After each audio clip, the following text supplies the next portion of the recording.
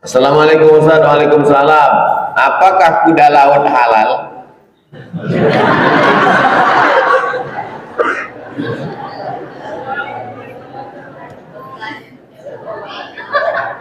Mazhab yang paling ketat dalam masalah hewan, mazhab Hanafi.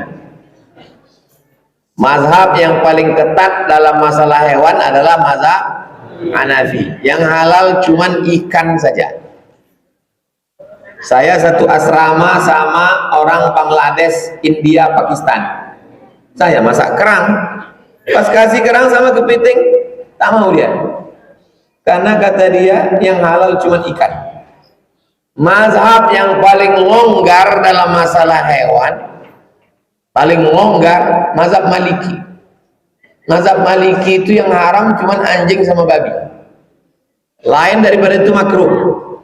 Makanya kalau kalian pergi ke Maroko, nanti jangan heran di pinggir-pinggir toko ada jual namanya escargot.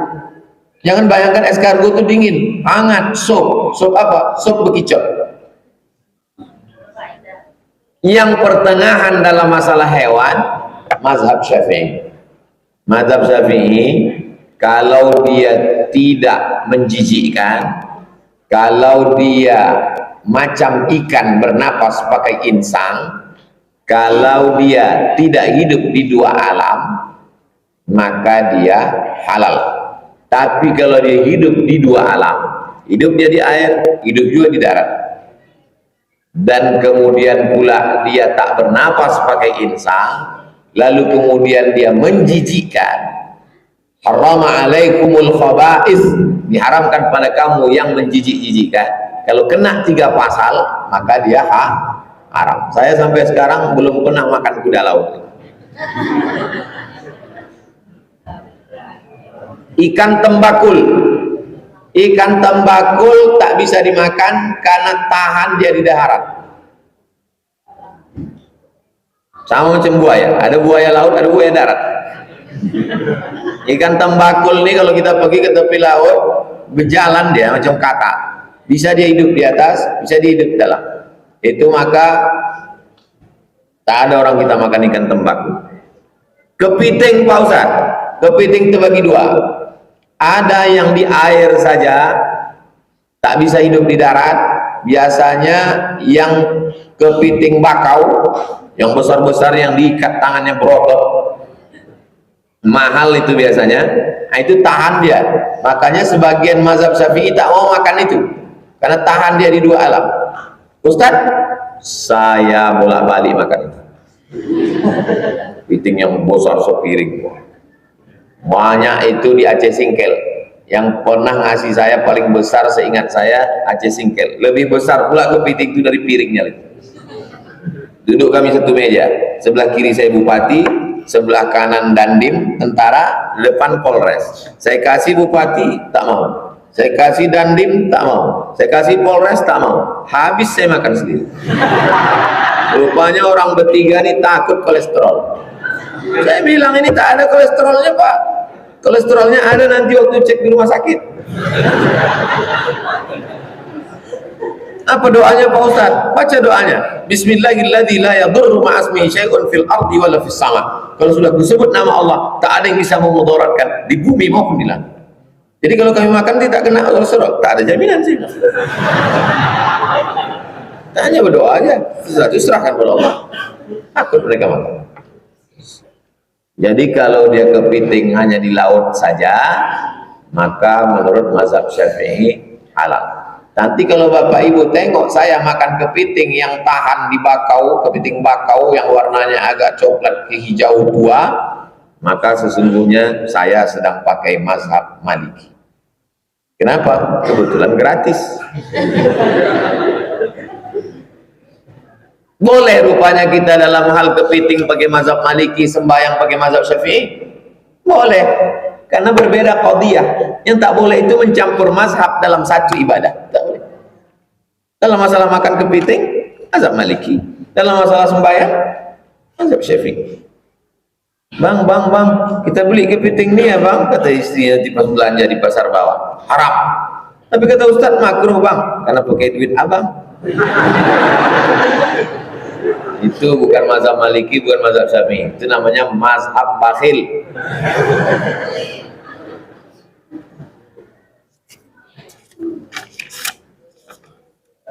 Apakah sah akikah anak kalau ternyata ibu anak itu belum akikah? Karena ada sebagian orang di daerah saya terlantar akikahnya karena ibunya belum akikah.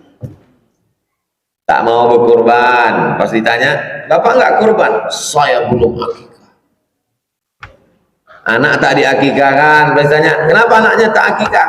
Karena emaknya belum akikah. Ini semua ini orang yang pakai cakap macam ini tak mau berkurban karena belum akikah. Anak tak akikah karena emak belum akikah. Anak tak akikah karena ayah tak akikah. Dua kemungkinan. Yang pertama jahil, tak mau belajar. Yang kedua pelit, tak mau keluar duit.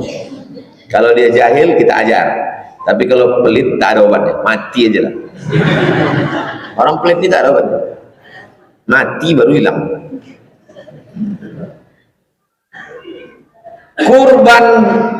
Kurban itu kewajiban bagi saya. Kalau mazhab Hanafi wajib kurban, tapi kalau mazhab Syafi'i, Hambali, Maliki sunnah muakkad. Saya punya duit, maka saya berkurban. Tidak ada hubung kait dengan akikah. Mau akikah, tak akikah, belum akikah, udah akikah, tak ada hubung kait. Berkurban aja lah. Jangan lagi itu nanti dialaskan, kau tak kurban, aku belum akikah. Aja tahun pula tuh. Adapun akikah itu tanggung jawab ayah saya ke saya. Dan tidak ada ulama yang mewajibkan akikah. Akikah itu hukumnya sunnat muakkad, sunnah muakkadah. Kalau kuat dia wajib, di bawah wajib sunnat, di atas sunnat, di bawah wajib sunnah muakkadah. Bahasa Arab yang benar sunnah muakkadah. Orang kita payah nyebutnya sunnat muakkad, tak apa-apa. Jadilah daripada tak tahu sama sekali. Sunnah muakkad. Saya ulang sekali lagi. Kurban saya, tanggung jawab saya terhadap diri saya. Akikah saya, tanggung jawab ayah saya. Jadi kalau saya tak diakikahkannya, tak ada urusan dengan saya. Jangan gara-gara akikah ini lalu tak berkurban. Sudah dibahas dalam buku 33 tanya jawab kurban. Ya, tapi kami belum dapat bukunya. Download lah, Wak. Apalah susahnya nuliskan situ? Tulis itu 33 tanya jawab kurban. 33 tanya jawab langsung. Belum lagi, baru saya buat tanya. Tahu pula Google itu lagi. Baru saya tulis 33 tanya langsung keluar. 33 tanya jawab seputar kurban Abdul Somad PDF. Share. Tinggal share. Bagi kelompok-kelompok klik. Kau udah share? Udah kau baca? Belum? Saya men-share aja, baca tak mau. Nah, adapun masalah emaknya belum akikah, ayahnya belum akikah, tak ada urusan. Akikah ibu itu tanggung jawab ayah ibu, akikah bapak itu tanggung jawab ayah bapak, akikah anak bapak itu tanggung jawab bapak. Maka anak bapak yang belum akikah, jangan gara-gara kita tak akikah, maka akikahkan. Pak Ustadz kami ini dulu waktu kecil belum akikah, susah di kampung, jangankan memotong kambing, makan ayam aja cuma 2 kali. Kalau tak ayam tuh kami sakit, ayam tuh sakit. Apalagi kalau kambing Pak Ustadz tak ada duit. Tapi sekarang sejak di Rimbo Panjang nih duit banyak, rezeki mengalir. Boleh kami akikah sekarang Pak Ustadz? Sudah saya tulis dalam buku 37 masalah populer. Tulis, tinggal 37 masalah populer. Atau di blog, tulis saja Somad Morocco, SOMADMOROCCO akikah, enter. Keluarkan handphonenya semua, tulis di situ di Google tuh SOMAD, jangan spasi, langsung MOROCCO. Udah SOMAD MOROCCO spasi akikah pakai Q, akikah. Udah dapat? Enter. Kapan ditulis Abdul Somad itu? 24 Agustus 2012. Sekarang udah 10 tahun yang lalu, guys. Lengkap semuanya. Definisi akikah, dasar akikah, hukum akikah, hikmah akikah, jumlah kambing, mazhab Syafi'i, cemana kalau akikah selain kambing, waktu penyembelihannya, akikah tanggung jawab siapa, ucapan saat menyembelih akikah, hukum daging dan kulit akikah, memberi nama dan mencukur rambut, akikah kurban, selengkap-lengkap. Boleh dikopi untuk buku souvenir kenang-kenangan akikah, kasih tamu tuh semua. Kalau ada duit cetak, kalau tak ada duit tanya nomornya, share. Bolehkah kami akikah Pak Ustadz? Umur kami udah 40 tahun. Boleh. Dalam buku 37 masalah populer lengkap mazhab Syafi'i. Boleh akikah setelah dewasa. Siapa di antara bapak ibu nih mau akikah balik ini? Insya Allah datang saya. Jam berapa? Siapkan gulanya, datang. Tapi akikah aja, jangan minta ayun pakai marhaban. Datang kami jam 11. Marhaban ayanun. Tengok ibu tuh duduk. Boleh. Bagaimana jika rajin mengikuti kajian tapi perangai tak berubah?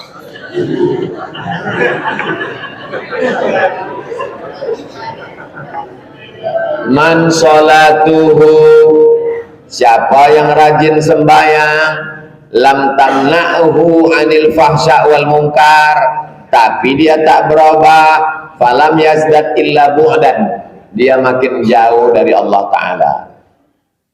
Kita tak tahu siapa yang dapat haji mabrur, kita tak tahu siapa dapat Lailatul Qadar, kita tak tahu siapa dapat tobat nasuha, tapi ciri-cirinya ada. Apa ciri-cirinya?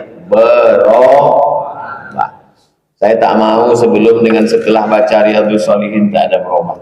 Alhamdulillah Ustaz Somad, setelah setahun mengkaji Riyadhus Shalihin, jamaah makin banyak ke masjid. Amin. Ada tetangga saya pelit, Pak Ustaz, sesudah Riyadhus Shalihin ini berubah. Dulu kalau menyiapkan duit sedekah 2.000, begitu ngaji Riyadhus Shalihin 2.500.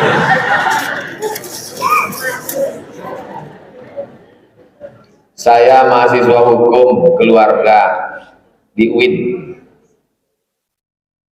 Ustadz pernah membahas al-khaba'is pada makanan menurut Quraisy. Apa maksudnya Ustadz? Dan untuk saat ini siapa yang dimaksud dengan Quraisy? Quraisy itu adalah keturunan Nabi Ibrahim turun ke Ismail, turun ke Adnan, Bani Hashim, Bani Qusay, Bani Abdi Manaf, itu Quraisy. Muhammad SAW, anak Abdullah, anak Abdul Muttalib, anak Hashim, anak Abdi Manaf, anak Qusay. Cucu cicitnya ini adalah Quraisy. Nabi Muhammad punya anak namanya Fatimahuz Zahra. Fatimah punya anak laki-laki namanya Sayyidinal Hasan, adiknya Sayyidinal Husain. Sayyidinal Husain punya anak laki-laki namanya Sayyidina Ali Zainal Abidin. Sayyidina Ali Zainal Abidin punya anak laki-laki namanya Sayyidina Muhammad Al-Baqir. Sayyidina Muhammad Al-Baqir punya anak laki-laki namanya Sayyidina Ja'far Shadiq. Ja'far Shadiq punya anak laki-laki namanya Sayyidina Ali Al-Uraidi.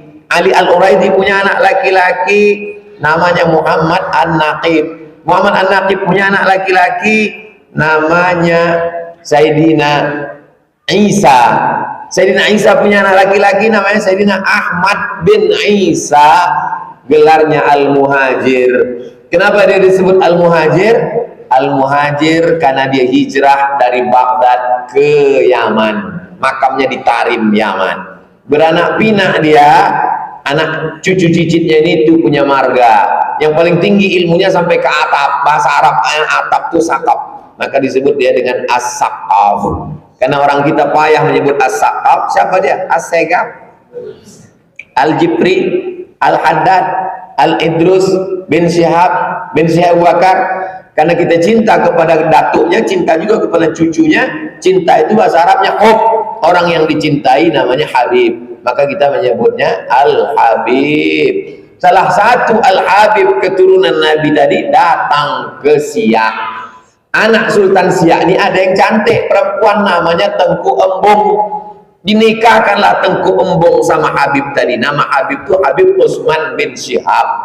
Menikahlah Utsman Syahabuddin dengan Tengku Embung, lahirlah anak cucu Sultan-Sultan Siak. Yang terakhir Sultan Syarif Kasim. Pertanyaannya, di manakah makam Tengku Embung dan Habib Utsman Syahabuddin?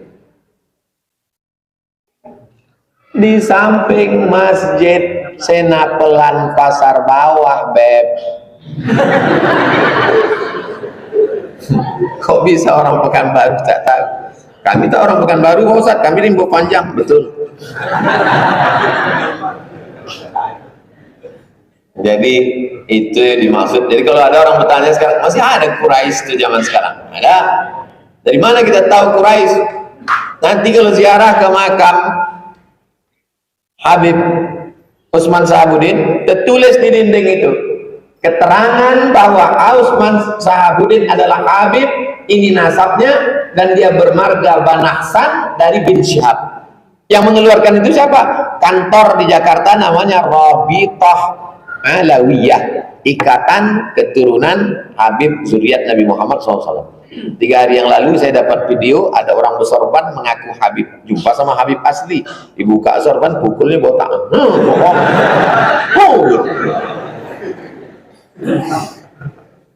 Nah itu tentang. Nah, wa harrama alaihimul khaba'is, diharamkan bagi kamu yang menjijikkan. Diharamkan yang menjijikkan menurut siapa? Ketika terjadi ikhtilaf dalam mazhab Syafi'i, Imam Syafi'i, ya, ini yang diharamkan menjijikkan dia. Menjijikkan menurut siapa? Kata Imam Syafi'i, menjijikkan menurut orang Quraisy. Contohnya gini, turun hujan. Begitu turun hujan, di mana ada lampu terang, maka datanglah itu apa namanya? Marah. Datang lawan. Kita jijik menengok laron, betul? Tapi ada orang menengok laron itu disiapkannya tepung beras. Untuk buat apa? Nah, itu yang suka peyek laron. Nah, pertanyaannya, apakah laron itu haram? Bingung. Lagi yang jijik haram. Saya kalau dikasih peyek laron, thank you lah. Saya pergi ke Pelalawan, berjalan kaki 2 jam masuk ke hutan-hutan apa namanya, tanah hitam yang tenggelam, kita sampai sepinggang gambut. Dikasih orang tua sepatu sampai ke lutut. Ustaz, nanti kita di dalam itu nanti lumpurnya dalam, nanti Ustaz pakai ini ya lah, rupanya sepinggang. Naik awak tegak, tinggal sepatu itu dalam. Sampai ke dalam, dilemparlah tali pancing ke atas pakai batu, dipanahkan, lalu turun tali pancing itu, ditarik tali besar, panjang tali itu 100 meter. Kalau panjang talinya 100 meter, menyambung ujungnya ke sini, berapakah letak sarang tawon, sarang lebah? 50 meter. Naiklah yang orang tuh, saya di bawah aja. Naik ke atas, sampai ke atas, dicincangnya lah sarang tawon, sarang lebah. Jatuh ke bawah, ditampung pakai kain. Ternyata di dalam sarang-sarang lebah itu ada anak-anak lebah. Saya menengok anak lebah itu merinding. Tapi ada orang yang menengok anak lebah itu keluar liun. Kenapa? Sudah disiapkan kelapa dan daun kemangi serta kunyit mau dibuat pepes anak lebah. Pertanyaannya, apa hukum makan pepes anak lebah? Kalau jijik haram, kalau tak jijik sodak. Nah, ketika dalam mazhab Syafi'i ditanya, jijik menurut siapa? Jijik menurut Quraisy yang zaman dulu, bukan Quraisy yang udah makan sambal belacan asam podeh bau. Quraisy yang asli dulu. Ketika terjadi ikhtilaf, ini jijik, kata ini tidak jijik, karena jijik ini adalah like and dislike. Jijik ini bukan sesuatu yang bagus. Jijik menurut ini belum tentu jijik menurut ini. Saya sudah kasih contoh dua dalam kasus laron dan anak lebah. Jelas? Itu enaknya kita ngajar mahasiswa. Paham? Maaf Ustaz melenceng, membelok pun tak apa. Bagaimana saat kita lagi safar tapi kita junub, safarnya jauh di luar negeri, bertanya perjalanan jauh sampai tak bisa kita mandi junub. Kau naik apa sampai tak bisa mandi?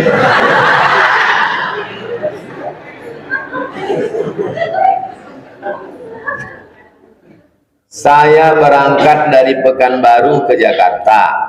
Dari Jakarta naik pesawat sekali terbang ke Qatar, karena saya naik pesawat Qatar Airlines.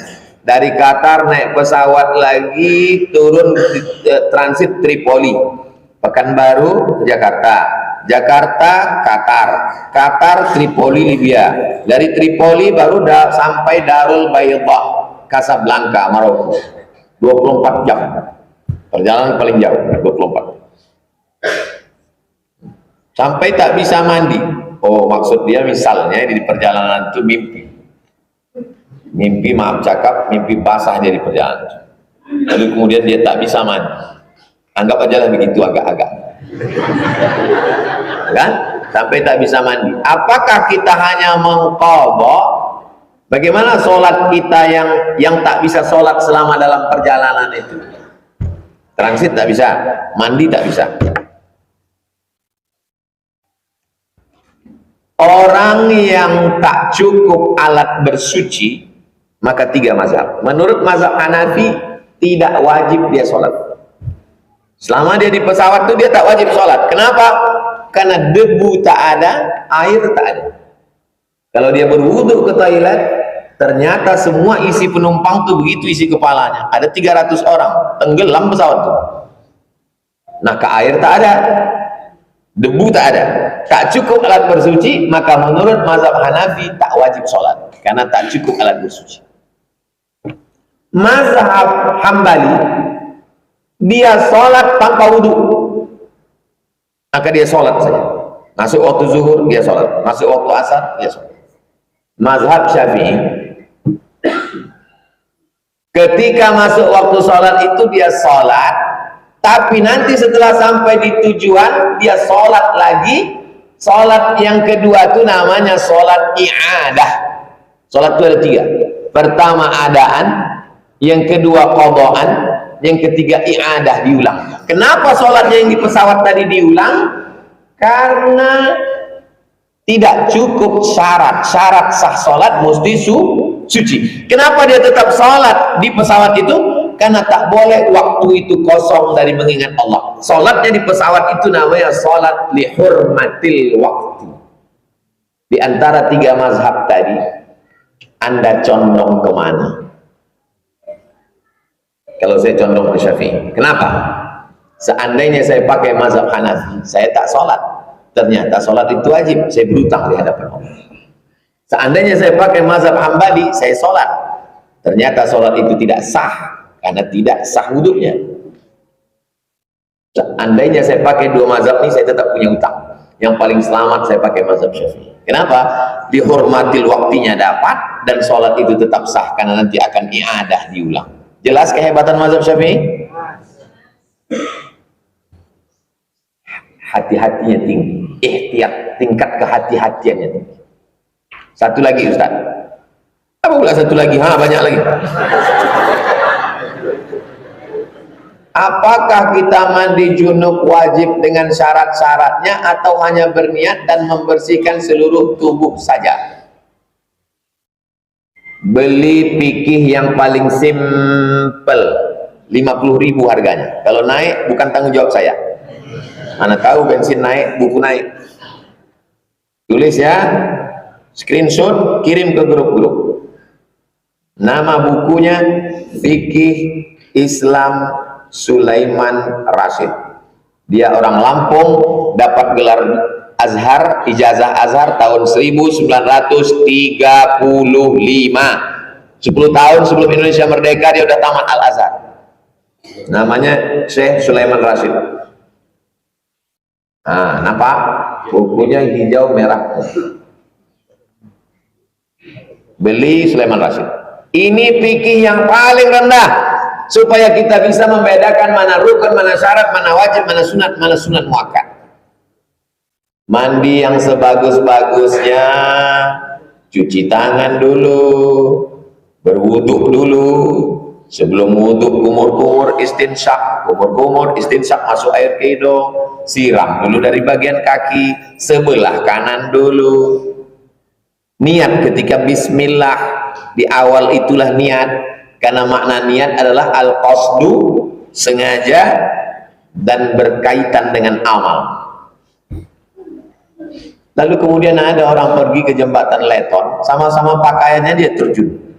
Nawaitu rafal hadasil akbari listibahati sholati, nawaitu rafal hadasil akbari sebagai fardu alayya lillahi ta'ala. Apakah sah mandinya? Sah. Yang penting basah dari ujung rambut sampai ke ujung kaki. Rukun syaratnya sah, adapun sunat-sunatnya dia tak dapat. Kita mau beramal ini, rukun, syarat, wajib, sunat muakkadnya dapat, dan tinggalkan yang makruh-makruhnya. Jelas?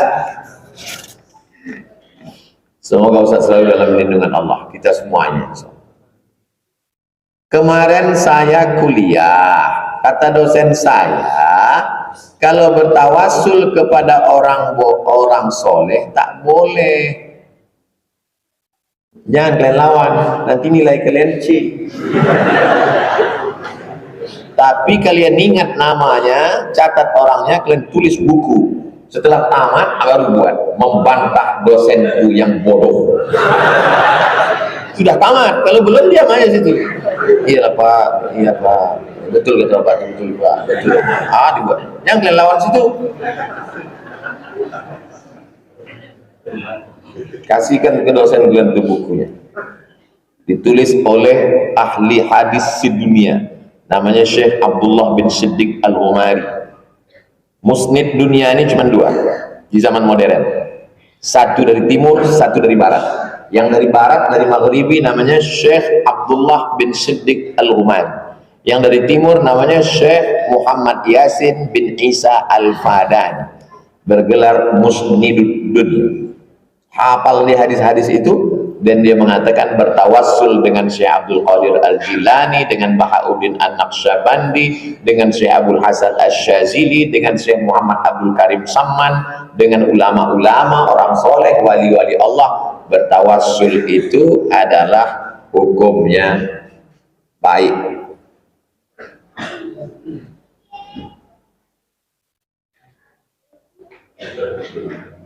Syekh Abdullah bin Siddiq Al-Umari.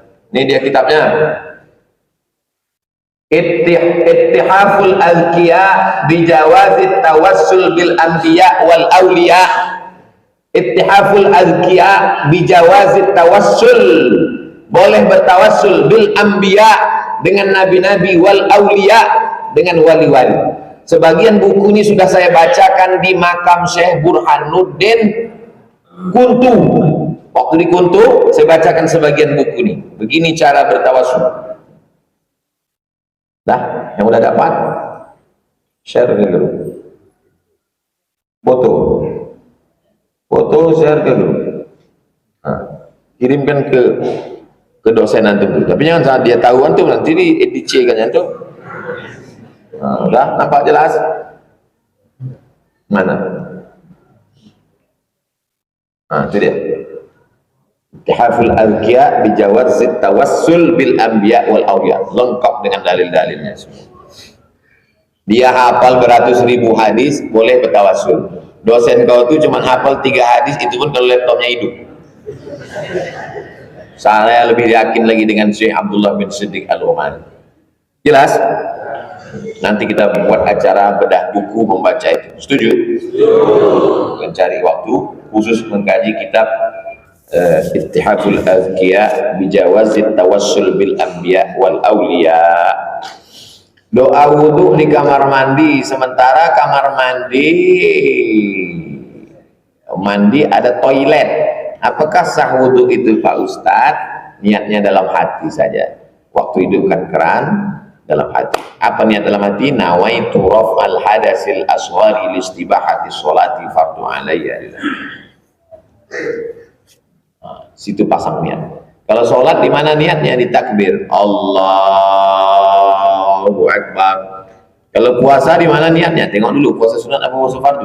Kalau puasa sunat jam 8 pagi pun bisa. Sekarang pun bisa niat puasa. Tengok tak ada snack, puasa. Tengok ada bubur kacang hijau, tak jadi. Dalilnya hadis Nabi. Nabi bertanya ke istrinya, ada makanan kita Aisyah? Kata Aisyah, tak ada ya Rasulullah. Idzan ana shaim. Kalau tak ada berarti saya puasa. Jadi kalau jam 9 kita puasa sunat niat boleh? Boleh, tapi dengan syarat dari subuh tadi tak ada masuk apa. Saya puasa Pak Ustaz. Mana bisa Pak? Udah 3 batang udah bisa.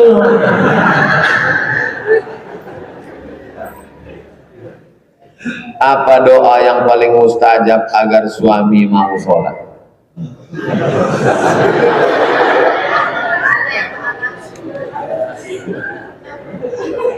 Saya nasihatkan ke kalian adik-adik saya, mahasiswi-mahasiswi, perempuan-perempuan, jangan sampai kalian nikah sama laki tak sembahyang. Walaupun dia kaya, mobilnya mewah, rumahnya besar, rasanya macam tidur sama babi hutan. Itu jamaah sendiri yang cerita ke saya. Penanggungan perempuan laki tak sembahyang. Jadi menurut mazhab yang paling keras, namanya mazhab Hambali. Mazhab Hambali, laki yang tak sembahyang otomatis jatuh talak, otomatis fasah, otomatis dia pisah, karena laki-laki itu sebenarnya sudah kafir. Mazhab Hanafi. Tapi kata mazhab Syafi'i, laki-laki yang tak sembahyang itu belum kafir, baru sebatas fasik. Itu beda mazhab Syafi'i dengan mazhab Hanafi tentang orang tak sembahyang. Macam mana cara menyuruh dia sembahyang Pak Ustadz? Dia kan punya orang yang didulukan selangkah, ditinggikan seranting, batangnya sampai bersanda, daunnya sampai benaung, akarnya sampai baselo. Kan ada nenek mama. Nenek mama itu main bau. Kasih tahu nenek mama itu enggak sembahyang juga.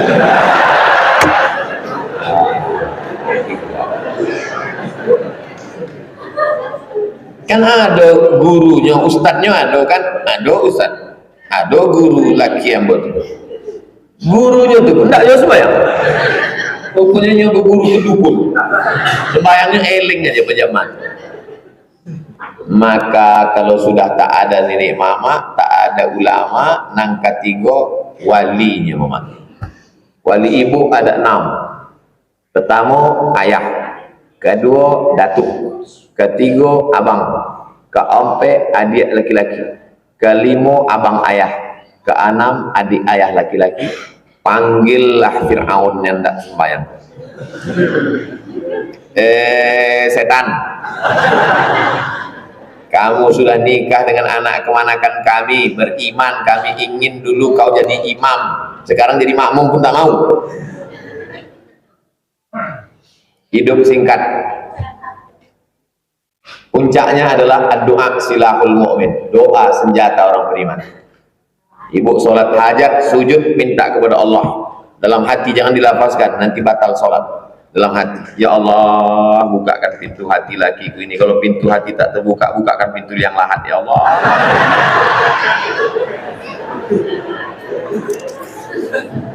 Habis. Kalau sudah doa habis sudah. La haula wala quwata illa billah. Tunggu aja lah malaikat maut datang. Mudah-mudahan malaikat maut kabarnya tak lama lagi sampai karena udah di simpang Arengka. Apa yang harus saya lakukan untuk menagih gaji saya yang sudah 6 tahun tak dibayarkan bos? Total gaji saya puluhan juta. Saya minta tak mau dibayar full oleh bos. Jadi dibuatlah seorang perempuan artis berdiri di atas pentas. Berdiri di atas pentas, dinaikkan 3 kelompok. Namanya ujian psikologi. Kelompok pertama naik memuji. Oh, cantiknya. Naik kelompok kedua mulai memegang. Hidungnya mancung ya, pipinya ya. Kelompok yang ketiga naik mulai menarik-narik rambut, mencakar dan menempel. Apa pelajaran dari tes psikologi ini? Bahwa kalau kita tidak bersikap, orang akan menginjak-injak kita. Itu pelajaran. Itulah maka dalam Islam tidak hanya sekedar akhlak, tapi di dalamnya ada hukum. Ada hukum. Jangan tidak bersikap. Kalau ndak wang bayar gajiko ambo polda kan. Kalau kita dihina orang begitu juga. Tidak bisa sabar aja, serahkan pada Allah. Kalau ada ustadz yang berceramah begitu, itu namanya pembodohan. Itu ceramahnya kau rangkainya ndak letak goreng. Saya orangnya pakai akhlak, pakai hukum. Ada orang di Pekanbaru ini mobilnya mewah, duitnya banyak, gayanya parlente, necis, tapi memakai duit orang. Pakai pitiko, pakai pitiko, pakai pitiko, pakai pitiko, pakai pitiko. Termasuklah piti ambo dipakai sampai ratusan. Telepon nomor pertama nak diangkat, telepon nomor kedua ditutup, telepon nomor ketiga lamo-lamo tasarobo. Bayar hari Selasa pagi Direktorat UIN. Kalau tak kau bayar, ku kapak kepala kau. Orangnya gadang, ambo, ikolah gadang ambo kau. Kini bare ambo 57 kilo. Dulu waktu ingin mengapak kepalanya itu bare ambo 50. Ambo surang, nggak ada bawa jamaah. Kalau tak waang bayar hari Selasa pagi, ku kapak kepala. Selasa Senin sore bayar. Pecahlah info bahwa Abdul Somad dibayar. Yang lain pun menelpon. Lain. Gua ada kawan kau. Angkat naik juga. Iya. Barang 3 juta ke sini. Guru Diman 1. Kok bisa dapat 3 juta? Itulah. Baca aja. Gua kita jurus. Kalau ndak uang bayar mau apa aku bang? Ndak kalau dia keserahannya ambil. Ambillah. Saya bertamu ke rumah orang di Bogor, ditulisnya besar di depan rumah, meminjamkan uang ke orang menambah musuh. Ambu foto di depan itu, ambu upload ke Instagram. Minjamkan orang menambah musuh. Maka kalau ada orang minjam ke ambo lagi 100.000, 200.000, indah usah dibayar, pakai saya lah. Tapi jangan cuma lu bagi kau. Saya cuma ingin kita punya ketegasan, tegas. Orang namanya ejek ambo dulu ada di Pekanbaru kok, ambo polda kan, BAP di polda. Ambo pernah BAP polda, periksa apa, sampai ke kantor jaksa. Datang ambo kantor jaksa Sudirman 2 kali, mencret ini. Setelah sholat berjamaah, apa boleh uang infak dipakai untuk beli makan-makan? Berarti itu.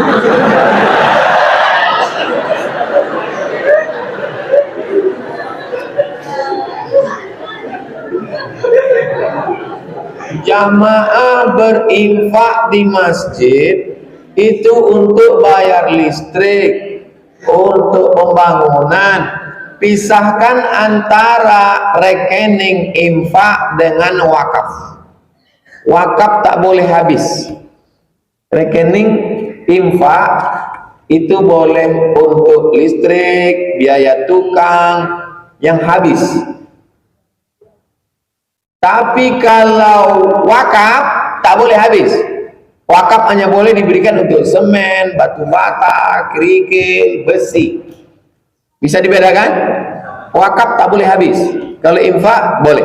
Nah, yang infak tadi, niat masyarakat berinfak itu adalah untuk kemakmuran masjid.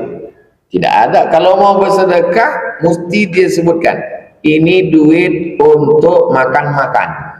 Ini duit untuk, saya tak mau pengajian subuh kita makan haram. Kalau udah berlalu 2 kali, Pak sanggup bayar. Yang akan datang jangan. Buatkan satu kotak khusus, atau ada donatur khusus, atau kita iuran sama-sama. Buatkan kotak khusus untuk teh manis dan kacang hijau atau kata. Kacang hijau. Teh manis dan kacang hijau. Kalau ada donatur atau awak bersama iuran, ambo pun ikut, buatkan khusus untuk kajian awak. Jangan diambil dari duit masjid. Yang lalu kalau ada tagihannya tulis, kamu bayar. Udah 2 kali. Rabu dulu dengan Rabu ikut. Rabu akan datang, jangan dibuat. Jelas? Iko terpanjang.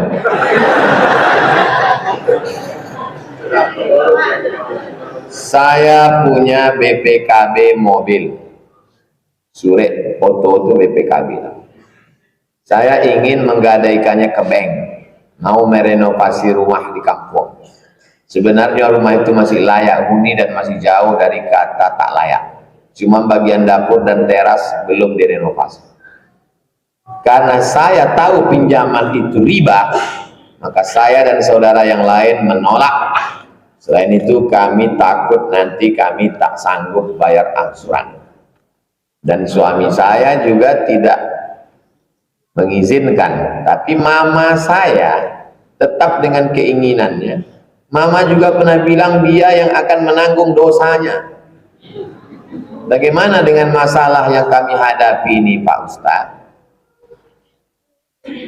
Wa in jahadaka ala an tusyrika bima laisa laka bihi ilmun. Kalau ayah dan emakmu memaksamu untuk buat dosa, fala tuti'huma, jangan patuh. Apakah boleh kita putuskan hubungan silaturahim dengan emak?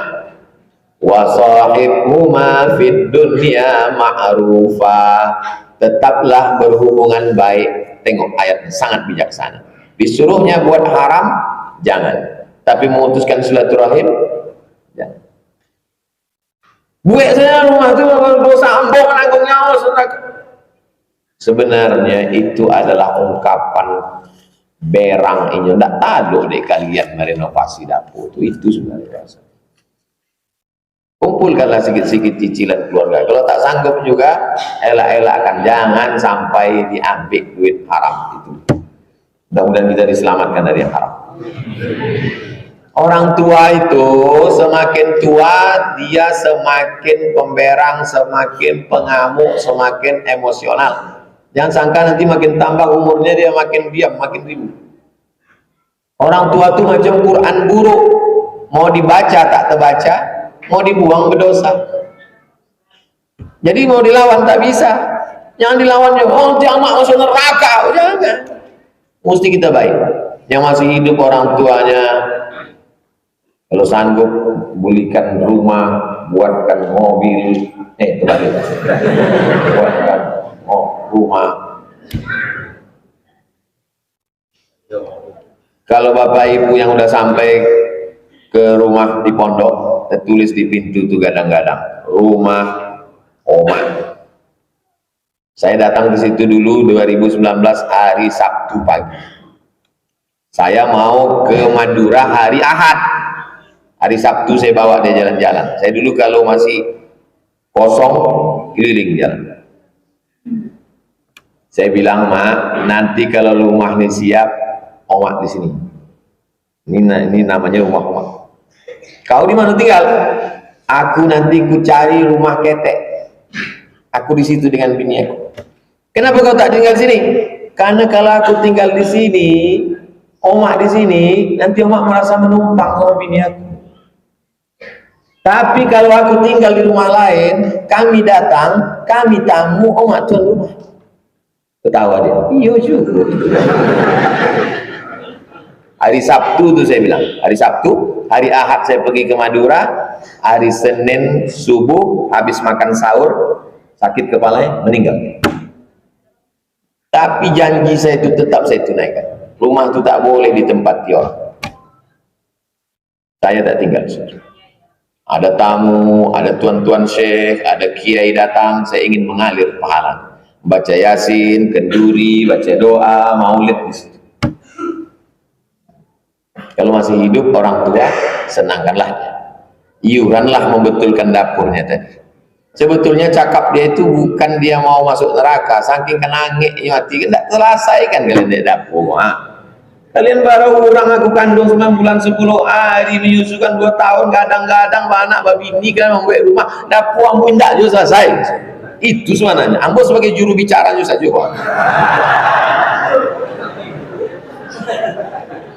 Kalian anak-anak muda, nanti kalian berbini, kalian ketemu dengan bini kalian itu setelah berumur 24 tahun, 25 tahun, betul?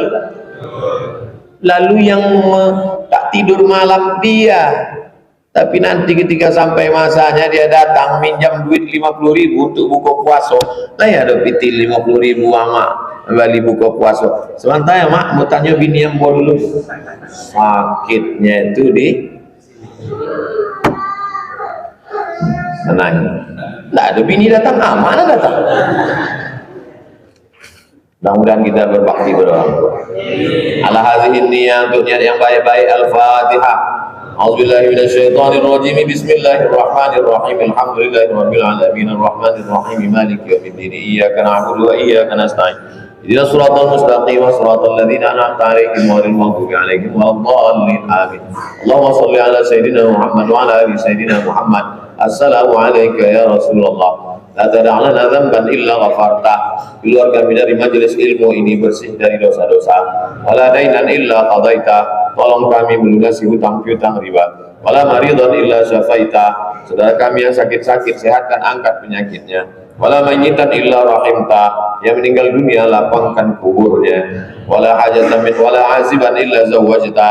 Yang belum berjodoh, jumpakan dengan orang baik-baik. Wala aziban illa wala raghiban illa anjabta.